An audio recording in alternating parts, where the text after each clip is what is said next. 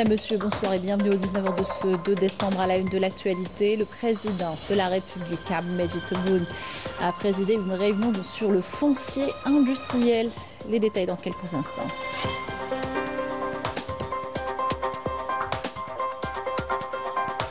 Le général d'armée Saïd Chingliha, ministre délégué auprès du ministre de la Défense nationale, chef d'état-major de l'ANP, a distingué la délégation sportive militaire ayant pris part à la 2e édition des Jeux militaires africains d'Abuja.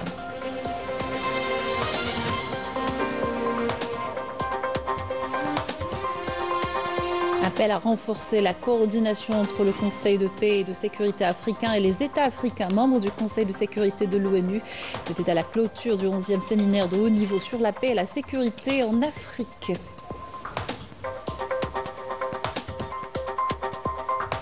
Le point ce soir sur la station de Cap-Blanc pour le dessalement d'eau de mer, un projet stratégique qui permettra l'alimentation en eau potable de la wilaya d'Oran et ses alentours.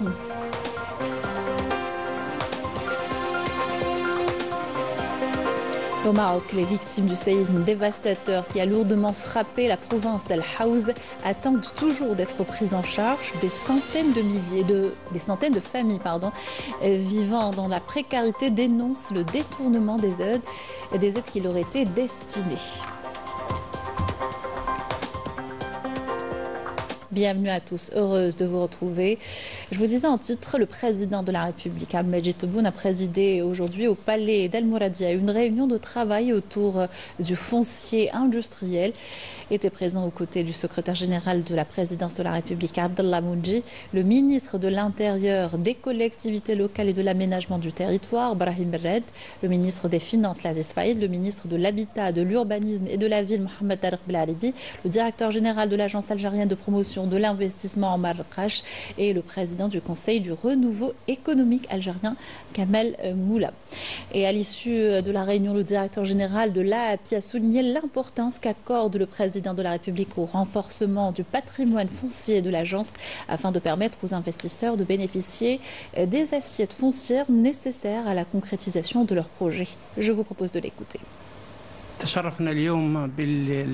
Nous avons eu l'honneur de rencontrer aujourd'hui le président de la République afin de faire le point sur le taux de mise en œuvre des réformes qu'il a initiées et visant à améliorer le climat d'investissement, mais également pour débattre et bénéficier de ces orientations concernant les mécanismes et outils à mettre en place afin d'accélérer la cadence de réalisation des objectifs qu'il a tracés. Le président de la République nous a donné une série d'orientations sur ce qui doit être fait pour une meilleure prise en charge des besoins des investisseurs et de leurs préoccupations. Dans ce cadre, le président de la République nous a instruit de consacrer le guichet unique comme seul mécanisme pour l'investisseur pour avoir accès à tous les services et obtenir toutes les autorisations dont il aura besoin. Car pour lui, c'est la seule solution pour éradiquer les lenteurs bureaucratiques et améliorer le climat d'investissement. Nous avons également discuté des mécanismes que devra mettre en place le gouvernement afin de renforcer le patrimoine foncier de l'AAPI pour répondre à la demande de beaucoup d'investisseurs pour bénéficier d'assiettes foncières leur permettant de concrétiser leur investissement. Des instructions fermes ont été données afin de traiter ce dossier et fournir un nombre suffisant d'assiettes pour permettre d'atteindre les 20 000 projets décidés à moyen terme et donc durant le 2e mandat du président de la République. التجسيد الفعلي ل20,000 مشروع خلال المدى المتوسط يعني خلال العهدة الثانية للسيد رئيس الجمهورية. Le président du Conseil du renouveau économique algérien a pour sa part salué l'engagement du chef de l'État à encourager et développer l'investissement. On l'écoute. Nous nous sommes réunis aujourd'hui avec le président de la République. Une réunion importante et fructueuse lors de laquelle nous avons abordé l'économie de manière générale, mais également l'encouragement à l'investissement. Nous avons également discuté de la création d'un véritable guichet unique qui offre aux investisseurs un accompagnement de qualité. Le président de la République veut ainsi accélérer la cadence de cette démarche en vue d'une meilleure prise en charge des opérateurs économiques concernant les 20 000 projets d'investissement en vue et dont certains ont déjà été lancés. Nous avons également abordé l'importance de l'accompagnement des projets d'investissement local ainsi que la nécessité d'augmenter la valeur des exportations et de réduire le volume des importations. Avec cette cadence, nous espérons atteindre les objectifs fixés et réaliser les chiffres envisagés. Le général d'armée Saïd Chingliha, ministre délégué auprès du ministre de la Défense nationale, chef d'état-major de l'armée nationale populaire, a présidé au siège de la Défense nationale une cérémonie d'accueil et de distinction de la délégation sportive militaire ayant pris part à la 2e édition des Jeux militaires africains. Celle-ci a eu lieu à Abuja, au Nigeria, du 18 au 30 novembre dernier. Ala Ouf Hamouche pour les détails.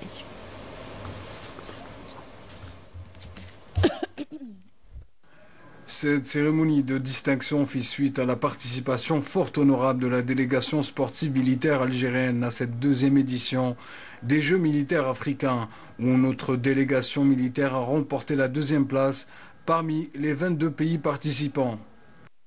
Lors de cette cérémonie, le général d'armée a veillé dans son allocution à transmettre les vœux du président de la République, chef suprême des forces armées, ministre de la Défense nationale, et a présenté ses sincères félicitations aux membres de la délégation sportive militaire.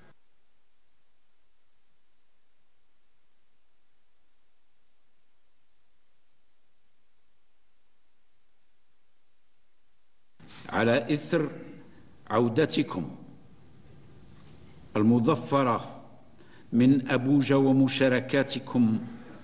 Suite à votre retour victorieux d'Abuja et votre participation honorable aux Jeux militaires africains, il m'est très agréable de vous accueillir aujourd'hui dans cette cérémonie symbolique et de vous transmettre les plus vives félicitations du président de la République, chef suprême des forces armées, ministre de la Défense nationale. Je tiens également à vous présenter en mon nom personnel et au nom de tous les personnels de l'armée nationale populaire mes vœux les plus sincères pour votre participation distinguée et votre retour orné par des résultats par lesquels vous avez honoré votre armée et votre pays et qui ont trouvé auprès de notre peuple à travers tout le pays toute la considération et toute la reconnaissance. Vous avez arraché avec bravoure et mérite la 2e place du classement général parmi les 22 pays participants. Cela représente des résultats qualitatifs et fort probants, d'autant plus qu'ils ont été réalisés face à des équipes militaires africaines compétitives et jouissant d'une longue expérience dans ce genre de compétition.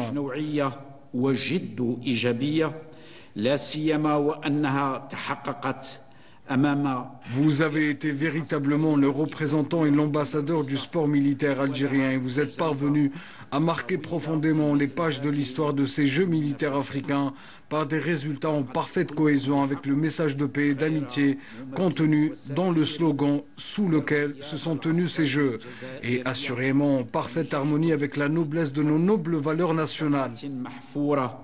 على صفحات التاريخ هذه الألعاب العسكرية الإفريقية نتائج متوافقة تماما مع رسالة السلام والصداقة التي يجسدها شعار هذه الألعاب ومتماشية بالتأكيد مع سمو قيم الوطنية النبيلة. Le ministre délégué auprès du ministre de la Défense nationale a affirmé que le haut commandement accorde un intérêt majeur au sport militaire avant d'exhorter les athlètes à faire preuve d'amour et de fidélité envers la patrie dans la mesure où cela constitue une réelle garantie pour le succès dans tous les domaines. كما أبرزتم بهذه النتائج المتميزة. Vous avez illustré par ces résultats distingués les grandes étapes que le sport militaire en Algérie a franchies dans divers domaines et disciplines. Et ce, grâce à l'appui continu et au soutien indéfectible que le haut commandement de l'armée nationale populaire n'a eu de cesse à accorder au sport et à la préparation physique au sein de l'armée nationale populaire. Je ne manquerai pas en cette honorable occasion à exprimer mes sincères remerciements et ma grande reconnaissance aux encadreurs dans le staff technique et les entraîneurs qui ont su conférer à la notion de l'amour du pays tout son sens à travers leur détermination à réussir, confirmant à cet égard que les cadres des sports militaires qui portent l'Algérie dans leur cœur n'hésiteraient pas à remporter la victoire dans tous les domaines. En effet, la motivation la plus sûre pour arracher la victoire et parvenir au succès demeure indubitablement liée à l'amour, la fidélité et la loyauté envers la patrie. C'est en cela même que se manifeste le sens du devoir national et le sens de la responsabilité que nous veillons constamment à ancrer dans l'esprit des personnels de l'armée nationale populaire, digne héritière de l'armée de libération nationale, tous grades et catégories confondues. هو الحس بالواجب الوطني بل حس المسؤولية الذي نعمل دوما على ترسيخها في أذهان مستخدمي الجيش الوطني الشعبي سليل جيش التحرير الوطني بكافة فئاتهم. Par la suite, le général d'armée a honoré les membres de sélection militaire nationale.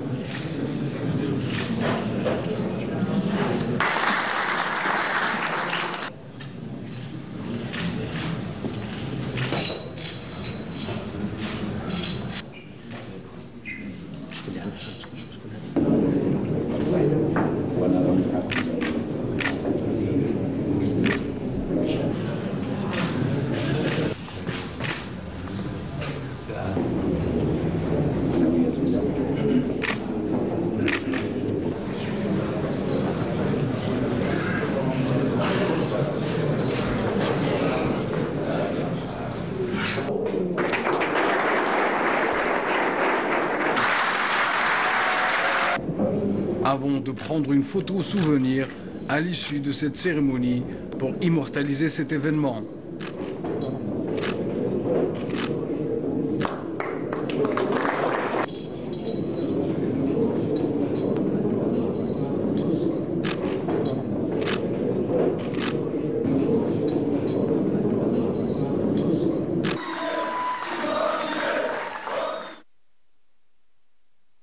Dans l'actualité également, clôture des travaux du 11e séminaire de haut niveau sur la paix et la sécurité en Afrique.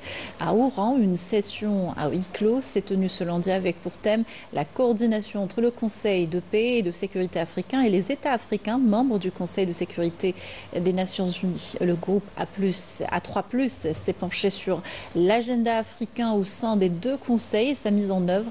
Un guide sur les mécanismes d'interaction entre ces deux entités connues sous le nom de processus d'Oran a été exposé. Lors de son allocution, le ministre d'État, ministre des Affaires étrangères de la communauté nationale à l'étranger et des Affaires africaines a affirmé que l'Algérie, en sa qualité de membre non permanent du Conseil de sécurité, œuvre à faire entendre haut et fort la voix de l'Afrique et à défendre ses intérêts, ses priorités et ses causes. Il a souligné que les résultats de cette session apportent une plus-value appréciable à notre effort commun car elle a mis en lumière les voies et moyens de relever les défis auxquels fait face le continent africain. Attaf a appelé à la nécessité de multiplier les efforts afin de mettre un terme aux ingérences étrangères dans les affaires du continent africain qui alimentent les divisions et les conflits. Et en marge du séminaire, Ahmed Attaf s'est entretenu ce lundi avec le haut responsable de l'Union africaine pour l'initiative Silencing the Guns, à faire taire les armes, et président du mécanisme africain de haut niveau sur le Soudan, Mohamed Mjambas. Cette rencontre a permis d'examiner les contributions de l'Algérie au renforcement de la paix et la sécurité sur le continent africain, ainsi que les perspectives de leur consolidation à la lumière des résultats du processus d'Oran. Mjambas a insisté sur l'importance pour l'Afrique de rester réunis afin de jouer un rôle actif et dynamique au sein du Conseil de sécurité de l'ONU. Par ailleurs, il a salué la participation des 3 pays africains représentant actuellement le continent au Conseil de sécurité des Nations Unies, ainsi que l'adhésion prochaine de la Somalie en janvier en tant que nouveau membre du Conseil. De son côté, la secrétaire d'État auprès du ministre des Affaires étrangères chargée des Affaires africaines, Selma Barti Mansouri, a reçu le vice-ministre des Affaires étrangères du Libéria, Ibrahim El Bekri Naï.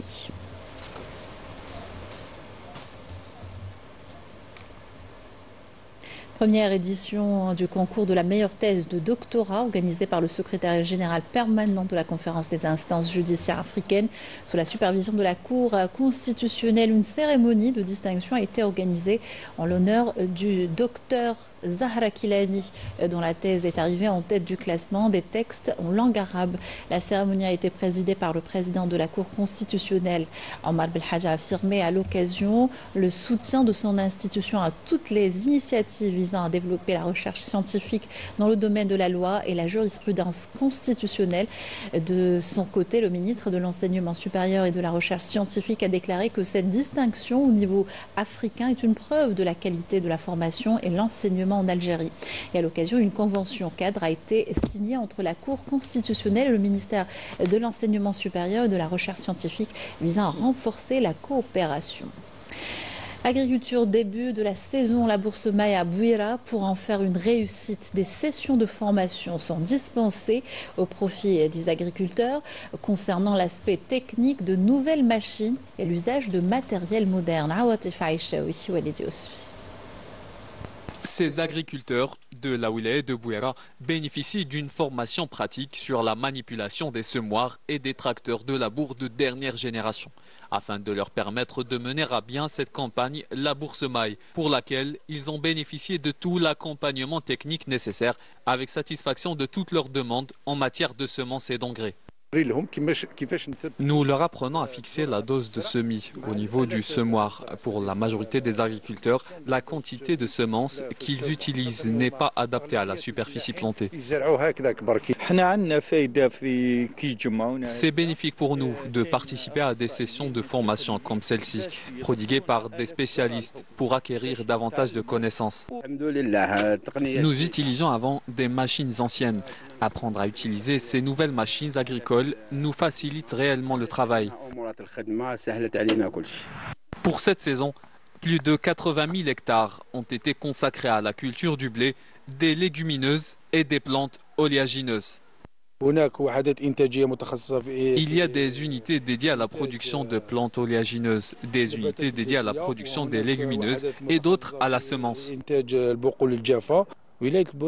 Bouira est leader en matière de culture d'hiver au niveau national. Le programme tracé prévoit de réserver 80 000 hectares aux semis d'hiver et c'est ce pourquoi nous œuvrons en formant les agriculteurs au respect de l'itinéraire technique de ce type de culture. Les services agricoles s'activent sur le terrain pour assurer une formation technique aux agriculteurs afin de leur permettre d'acquérir les connaissances scientifiques et le savoir-faire nécessaire pour atteindre un rendement agricole répondant aux normes nationales et internationales. On fait le point à présent sur les travaux de réalisation de la station de dessalement d'eau de mer de Cap-Blanc à Oran, un projet stratégique visant à assurer un approvisionnement quotidien en eau potable pour des centaines de milliers d'habitants de la région. Et les travaux avancent à un rythme soutenu, nous dit Sofiane Marnine et Majdam Djahmoud. Les travaux de réalisation de la station de dessalement d'eau de mer de Cap-Blanc, située sur la côte ouest de la wilaya d'Oran, avancent à un rythme soutenu. Sa mise en service est attendue pour bientôt. Les travaux de génie civil, les routes et les réseaux divers, ainsi que la réception des équipements du projet enregistrent des avancées significatives et s'approchent de leur achèvement. Les travaux d'installation et de montage des équipements progressent à un bon rythme, ce qui permettra de procéder aux essais nécessaires et à la livraison du projet dans les meilleurs délais. Dans le bâtiment dédié à l'osmose inverse, l'installation des membranes bat son plein. Ces équipements essentiels jouent un rôle central dans le processus de séparation et de traitement de l'eau de mer. Nous sommes au niveau du bâtiment de l'osmose inverse où s'effectue le traitement de l'eau de mer. Il ne nous reste que les dernières retouches avant le début des opérations d'essai durant les prochaines semaines. Conçue pour produire 300 000 m3 d'eau jour, la station de dessalement requiert une importante puissance énergétique pour son fonctionnement. Des générateurs électriques spéciaux ont été installés à cet effet. À cette étape du projet, des tests préopérationnels sont en cours sur les équipements principaux, notamment 2 transformateurs électriques d'une capacité de 80 MVA chacun, ainsi que des disjoncteurs d'isolation et d'autres infrastructures essentielles. Cette technologie avancée garantit une alimentation électrique fiable. Le travail continu de 3000 ouvriers a permis de finaliser les bâtiments et les sections principales de la station en attendant la finalisation des aménagements extérieurs. La station compte plus de 14 structures. Les travaux de génie civil ont été entièrement finalisés dans les bâtiments dédiés au captage de l'eau de mer, à la filtration, la sédimentation, l'osmose inverse, la minéralisation et le stockage de l'eau potable. Chaque étape du processus est prise en charge actuellement. Nous nous concentrons sur les aménagements extérieurs. Le bassin de réception derrière nous est le plus important. Il doit être achevé avant le début des tests. La mise en service imminente de la station de dessalement d'eau de mer de Cap-Blanc garantira un approvisionnement important en eau potable pour les habitants de la wilaya d'Oran et des wilayas voisines. À l'étranger, les attaques génocidaires de l'entité sunniste se poursuivent à Gaza. Au moins 37 Palestiniens ont été tués ces dernières 24 heures. L'ONU qualifie la situation dans l'enclave d'épouvantable et apocalyptique, avertissant d'exposer les Palestiniens à de telles conditions dans le territoire pourrait s'apparenter à des crimes, ou plutôt aux crimes internationaux les plus graves. Pour rappel, la machine de guerre israélienne utilise la famine comme arme contre les Palestiniens et empêche l'accès de l'aide au sein de l'enclave.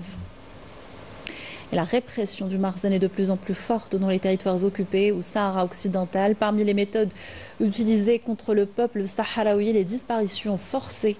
Il en reste sans nouvelles de dizaines de personnes arrêtées ou enlevées par la police marocaine. Le cas de Lahbib El-Ghrichi, disparu en 2022. Ikram Qadi, Majda Jahmoun. Cela fait plus de 1000 jours que Lahbib El-Ghrichi a disparu, laissant derrière lui une famille meurtrie et des questions sans réponse. Sa disparition, entourée de mystères, illustre la souffrance endurée par le peuple sahraoui. Sa famille pointe directement du doigt le Marzen qu'elle accuse de complicité et de silence face à une série d'enlèvements visant à museler une population sans défense. Je me demande où est mon fils. J'appelle les autorités à le retrouver. Je ne sais même pas s'il est mort ou vivant. Les fans sahraouis continuent de se mobiliser avec courage, multipliant les sit-ins et les manifestations pour dénoncer la politique de paupérisation, de famine et de marginalisation. Malgré l'ampleur de leurs revendications légitimes, elles se heurtent à l'indifférence d'un régime sourd et fermé au dialogue. Nous sommes ici en sit-in depuis 2 mois. Nous avons entamé une grève de la faim depuis le 30 novembre. Des crimes contre l'humanité perpétrés par le régime marocain continuent de frapper les Sahraouis, accompagnés de violations systématiques visant à masquer un pillage quotidien et illégitime des richesses du sol sahraoui. Au Maroc, les victimes du séisme dévastateur qui a lourdement frappé la province d'Al-Haouz attendent toujours d'être prises en charge. Des centaines de familles qui vivent dans la précarité et qui devaient être relogées selon des promesses des autorités. Mais les fonds auraient été détournés dans un nouveau scandale entachant le Marzen. Raouf Hamouche. Un an après le pire tremblement de terre que le Maroc ait connu depuis plus de 60 ans, le Marzen prouve encore une fois son incapacité à agir pour le bien-être de sa population. Des milliers de familles de la province d'Al-Haouz attendent toujours d'être relogées en raison du laxisme et du manque de transparence dans l'attribution des logements. Nous vivons entassés dans des tentes. Notre vie n'a aucune valeur pour le gouvernement. Nous réclamons notre droit à vivre dignement. Les récentes pluies torrentielles ont tout emporté. Je n'ai plus où aller. Ma maison s'est effondrée. Comme le montrent ces images, 12 mois après la catastrophe naturelle, les maisons sont encore en ruine et les sinistrés toujours sans abri. Ils accusent le Makhzen d'avoir détourné les fonds destinés à la reconstruction au profit des proches du pouvoir. Nous réclamons que le gouvernement trouve des solutions rapides. Nous sommes fatigués de l'indifférence à laquelle nous sommes confrontés et à la corruption qui nous prive de nos droits. Les sinistrés du séisme de l'Hawaz ne comptent pas baisser les bras. Ils continuent de manifester à Chichaoua, à l'ouest de Marrakech, pour réclamer l'aide promise détournée par les autorités. Voilà qui termine notre journal. Merci de l'avoir suivi. Excellente soirée sur Canal Algérie.